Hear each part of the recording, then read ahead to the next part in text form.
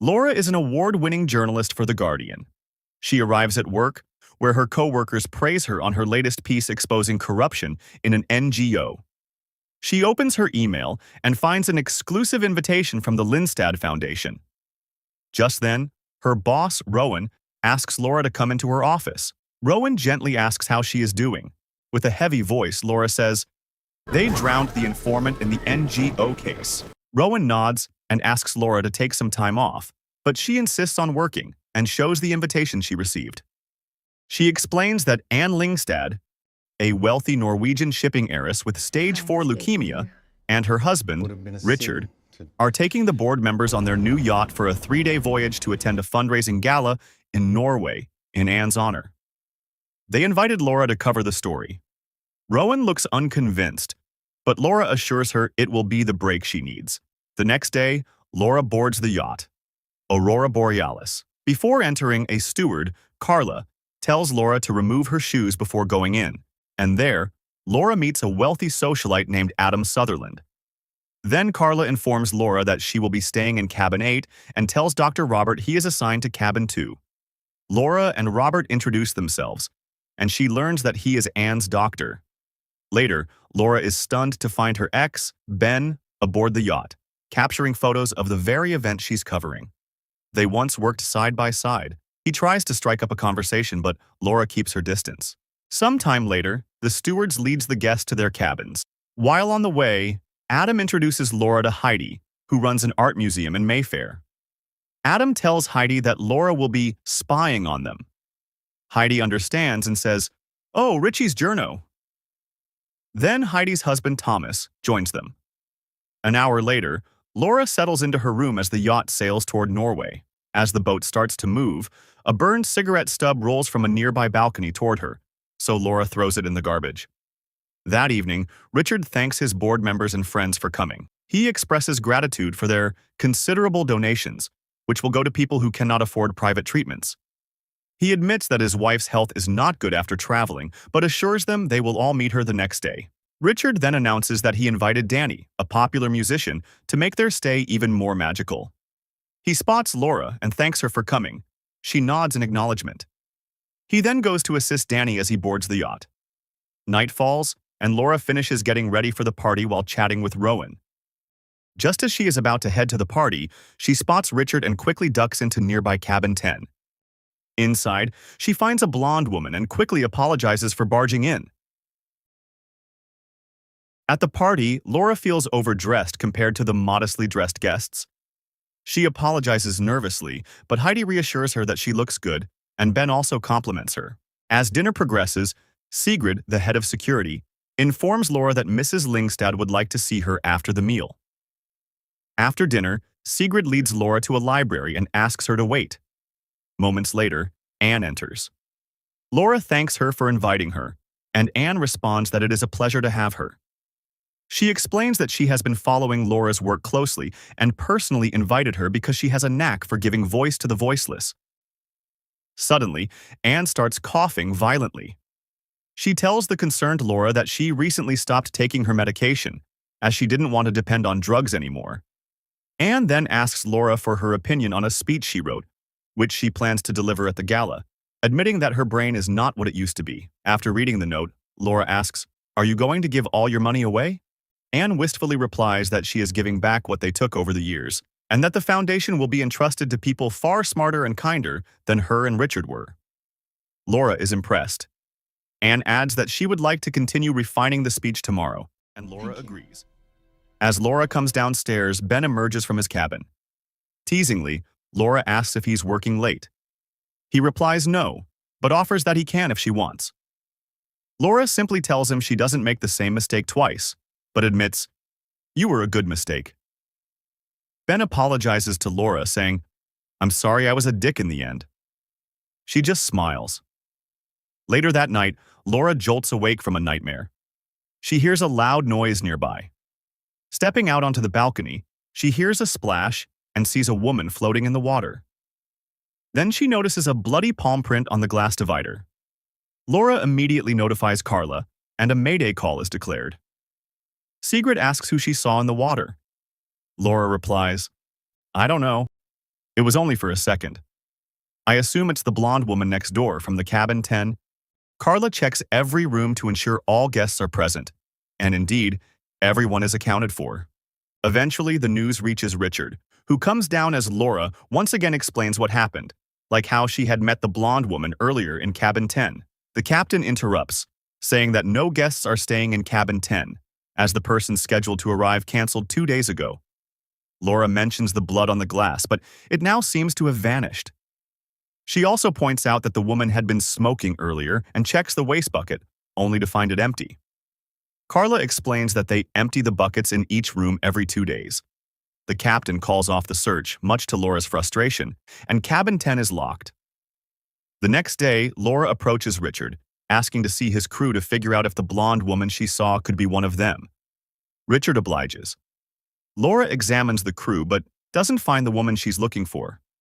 Disappointed, she heads to the library and asks Anne if they can continue their conversation from yesterday, but Anne explains she'd like to rest, as her medicine has worn her out.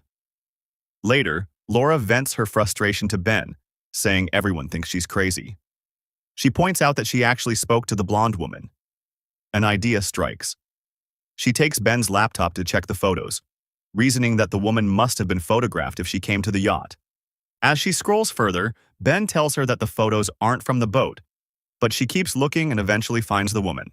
Laura shows the photo to Richard, insisting that this is the woman who was staying in cabin 10. Ben clarifies that the photo was taken at Adam's party months ago, but both Adam and Richard deny ever seeing her. Dr. Robert speaks up, suggesting that yesterday might have been traumatic for Laura, since she had only recently witnessed a woman drown. Shocked, Laura asks Robert how he knew about that. Ben cuts in and admits that Rowan had told him about the incident. Laura demands to know why he would share something so personal, and Ben replies that he was worried about her. Richard then tells Laura he will have people look for the woman in the photo and, in the meantime, arranges a spa session for her.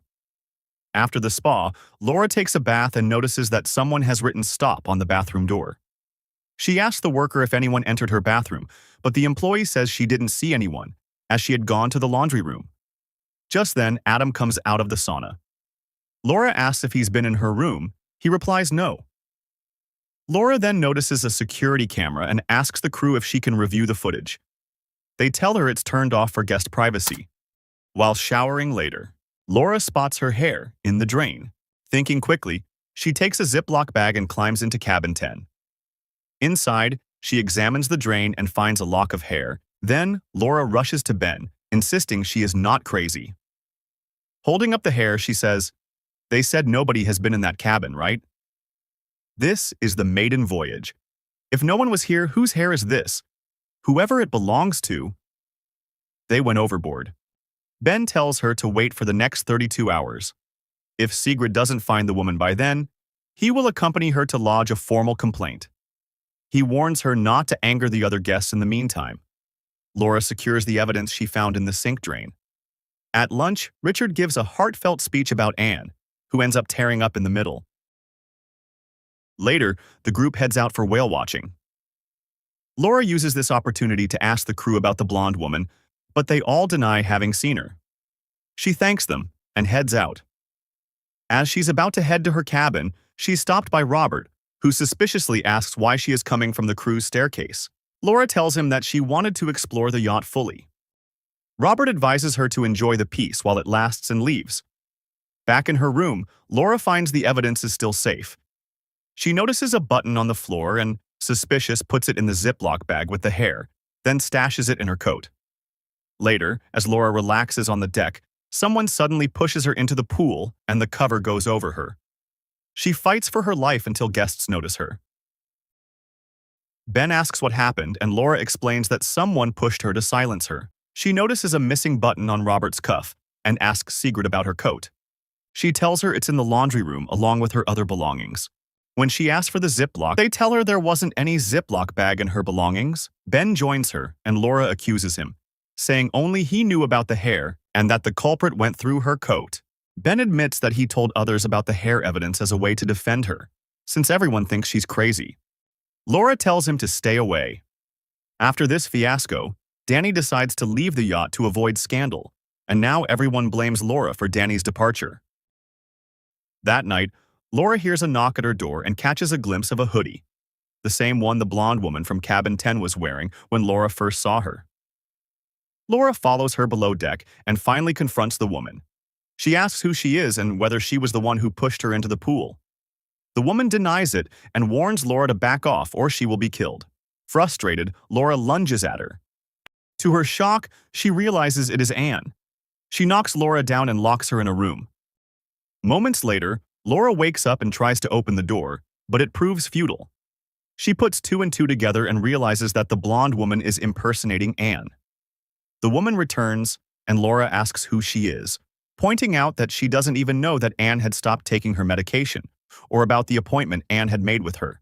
Laura concludes that the body thrown overboard that night must be Anne's, since Anne had planned to disinherit Richard, and he killed her.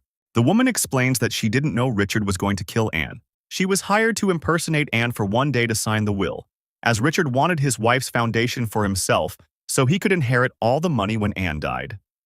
The woman reveals that Richard approached her via Facebook after using AI recognition software to find someone who resembled Anne. He also invited her to parties so they could become comfortable around each other. That night, however, Anne caught them in the act, and Richard killed her. The woman admits she's ashamed but says she only agreed to be part of the plan because she's poor and has a daughter to care for. Laura asks her name and she replies, Carrie. Laura tells her that after signing the will, Richard will likely kill her as well, and they need to work together. Carrie, however, locks the door and leaves. Later, Ben comes to check on Laura, but Robert stops him, saying that Laura needs to rest for a while after the traumatic experience in the pool. Hours later, Richard orders Robert to search everywhere for Laura and instructs him to get rid of her once he finds her. Robert hesitates, saying, Anne was one thing, to overdose a woman when she's dying, but now this is cold-blooded murder. Richard coldly reminds him that he has evidence of Robert overdosing Anne and could send him to jail. In the end, Robert reluctantly agrees to kill Laura. At midnight, Carrie visits Laura and tells her what she heard. Laura urges her to go to the police, but she tells Laura that they would arrest her for being an accomplice. Laura tells Carrie that Richard won't let her go alive, but Carrie brushes off the warning and says she'll leave the door open. Laura assures Carrie that she will stay safe until the will is signed. After that, she will be in danger, but vows that she will not let anything happen to her. On the final day, an announcement is made for boarding the boat to the gala's venue. Ben stops by Cabin 8, but Carla informs him that Robert gave Laura a sedative. As the guests board the boat, Ben backs out, deciding to stay behind to be with Laura. Meanwhile, Laura sneaks out, enters the library, and retrieves Anne's speech. She tries calling for help, but Robert finds her, holding a syringe. Laura runs, chased by two men through the corridor, and becomes cornered. Fortunately, Ben comes to her rescue, but Robert stabs him in the neck with the syringe. Ben tells Laura to run, but she is stopped by Robert. In a final struggle, Ben manages to choke Robert, but dies moments later. Laura jumps off the yacht and swims to the nearest shore, taking refuge in a small cabin. Meanwhile, Robert updates Richard that Ben was killed while protecting Laura. He also admits that Laura jumped into the water and will likely die in the cold. Richard orders him to get rid of Carrie after the gala. Later, Carrie signs the will, surprising the lawyers with her change of heart. Laura eventually reaches the gala venue and is spotted by Sigrid. She tells her that Anne isn't alive and that someone has been impersonating her. Laura reveals that the woman who went overboard that night was Anne, killed by Richard for trying to disinherit him. Laura hands the speech that Anne wrote to Sigrid. That evening, as Richard gives his speech, Laura interrupts, grabbing the microphone. Richard orders security to detain her, but Carrie commands them to let Laura speak. Laura tells the guests that this is the speech Anne intended to deliver this night and begins reading it. The letter explains how Anne wanted her wealth to be transferred into the Lindstad Foundation and controlled by an independent party. As Richard makes one last attempt to stop Laura from speaking, Carrie tells him to let her speak. Exasperated, Richard slips up and reveals that this is not the real Anne. He grabs a knife and demands that everyone back off. Using Carrie as bait, he flees to the speedboat. Sigrid fires at him from a distance, and Laura finishes him off, saving Carrie. The police arrive at the scene shortly afterward. A few days later, Laura publishes her article. Anne gets what she wanted. Richard's accomplices end up behind bars, and Ben's sacrifice helps uncover the truth. Laura also keeps in touch with Carrie.